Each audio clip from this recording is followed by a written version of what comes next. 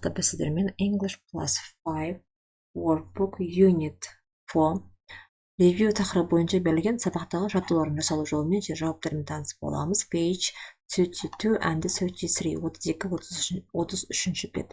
Сабақты бастамас бұрын басқа да пайдалы сабақта жібере алмау үшін осы каналға тіркеліп, егер сабақ пайдалы болса видеоға лайк басып, достарыңызбен бөлісіп кетіңіздер. Now let's begin our lesson. Сабағымызды бастайық. Яғни бұл жерде төртінші тарауда өткен тақырыптарға байланысты берілген қайталау жаттығулары. Exercise 1. Complete the sentences. Төмендегі берген сөйлемдерді families, отбасы атауларына байланысты толықтыруымыз қажет.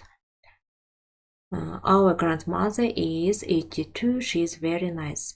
Біздің әжеміз 82 жаста, ол өте жақсы. The second. My teacher has got 2 children, a son and a daughter. Менің мұғалімнің 2 баласы бар. Бір ұл және де бір қыз. The third. Kate is Prince William's wife. Kate William Принцтің жұбайы. The fourth. My sister is 7 and my brother is 9. Менің сіңлім 7 жаста және де інім 9 жаста. My friend's parents are famous. Her father is a film star and her mother is a singer. Yes? Her mother is a singer. Менің досымның ата-анасы өте танымал, оның әкесі кино жұлдыз, ал оның анасы әнші. The sixth. This is my cousin, Жандос, and this is my uncle, Евгений. Бұл менің туысқан ағам Жандос, және де бұл менің көкем Евгений. And the seventh. Our father has got a sister. Біздің әкеміздің қарындасы бар. She is our aunt Mary. Ол біздің тетя, яғни әпкеміз Mary. Next, exercise 2. Complete the sentences. Төмендегі берген сөйлемдерді мынау жасырынып тұрған сөздермен толықтыруымыз қажет. There is a big twins festival this year. Бұл жылы бізде үлкен егіздер фестивалі болады. The second. This year there are thousands of people at the festival. Осы жылы фестивальға мыңдаған адамдар келді. The third. There are great activities every day. Яғни бұл жерде күніге әртүрлі іс-шаралар болады. The fourth. Today there is a music concert. Бүгін музыкалық концерт болады. The fifth. There is also a disco this evening. Сондай-ақ бүгін кешке дискотека болады. Next, exercise 3. Complete the sentences with we got and has got. Яғни бұл жерде have got пен has got-тың қысқарған формасымен төмендегі берілген сөйлемдерді толықтыруымыз қажет. Exercise 3. Айсұлу's got a baby sister. Айсұлудың кішкентай сіңлісі бар. The second. You've got my book. Сенде менің кітабым бар. I've got a big grey dog. Менің үлкен сұр итім бар. The fourth. He's got a friend in Uzbekistan. Оның Өзбекстанда досы бар. The fifth. They've got a house near the bus station. Олардың автобус аялдамасына жақын үйлері бар. The sixth. This school is big. Мына мектеп үлкен. It's got 40 teachers. Ол жерде оның 40 мұғалімі бар. The seventh. We've got your new phone number. Бізде сенің жаңа телефонның номері бар. The fourth. Choose the correct word. Қарамен берген сөздердің ішінен дұрыс сөз таңдап сөйлем толықтыруымыз қажет. Hello, сәлем. We are new students and our names are Еңлік and Гүлжан. Сәлем, біз жаңа оқушыларымыз, біздің есіміміз Еңлік және де Гүлжан. The second. I'm in a climbing club with my friend Сәкен. Мен climbing яғни жоғары өрмелеу, тауға өрмелеу үйірмесіндемін менің досыммен бірге. Сәкен деген досыммен бірге. The third. This is Елдар. Бұл Елдар. His favorite sport is basketball. Оның сүйікті спорты баскетбол. The fourth. Are you interested in football? Сен футболға қызығасың ба? Who is your favorite player? Сенің сүйікті ойыншың кім? The fifth, Мақсат and Жамал are my cousins. Мақсат пен Жамал менің туысқандарым. Their house is near the school. Олардың үйі мектепке жақын.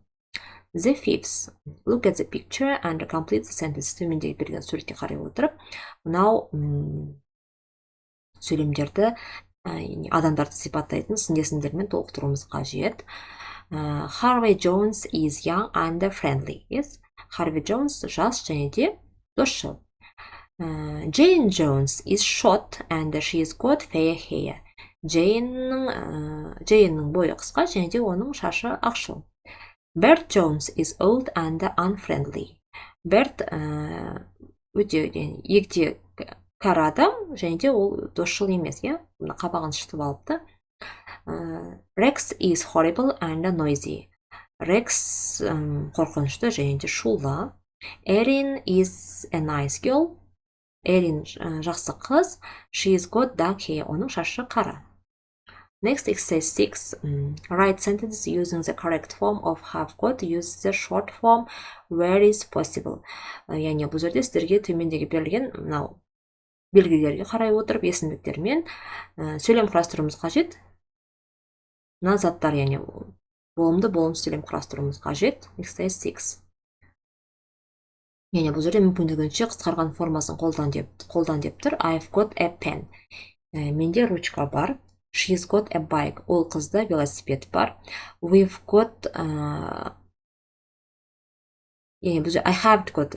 Менде ручка жоқ. Ол қызда велосипед бар. We've got a cat. Бізде мысық бар. He hasn't got a phone. Ол балада ұялы телефон жоқ.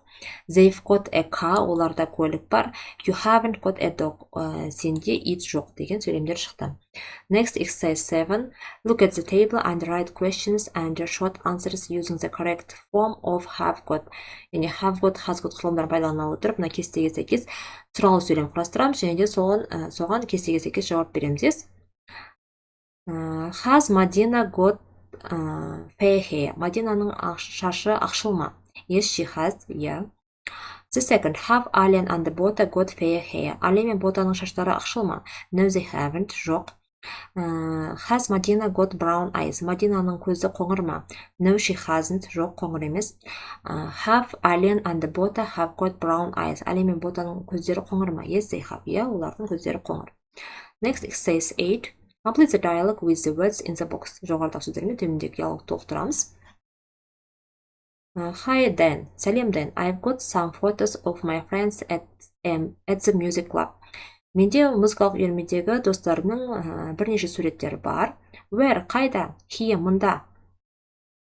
Their names are Sophie, Leila, Freddie and George. Олардың аттары Sophie, Leila, Freddie және де George. Freddie is a good singer. Freddie жақсы әнші. He's got fair hair and green eyes. Оның шаштары ақшыл және де көзі жасыл. That's a great photo. Қандай керемет сурет. Which one is Sophie? Sophie қайсысы? She is the girl with the brown hair. She is next to Freddie. Ол жаңағы қоңыр шашты қыз және де ол Фреддидің қасында тұр. She looks friendly. Ол досшыл сияқты. Yes, she is very popular. Yeah, ол өте танымал. Next, exercise 9. Choose the correct answers. Яғни сіздерге төмендегі қысқа мәтінді толықтыру үшін таңдауға 4 сөз береді. Сол 4 сөздің ішінен сөйлемнің мағынасына сәйкес сөз таңдаймыз. Exercise 9. Here's a photo of some people at our family party. Яғни біздің отбасылық кешіміздегі бірнеше адамдардың суреті. The two girls at the front are my cousins, Самал and Lena. Алдында отырған екі қыз, бұл менің туысқандарым, Самал мен Lena. Lena's the one with fair hair. She's very funny. Lena бұл жаңағы Lena бұл ақшыл шашты қыз, ол өте күлкілі. The two men at the back are my father and my uncle Umid. He is on the left. Артта отырған екі ер адам, біреуі менің әкем және де біреуі менің көкем Үміт. Көкем менің сол жақта отыр дейді.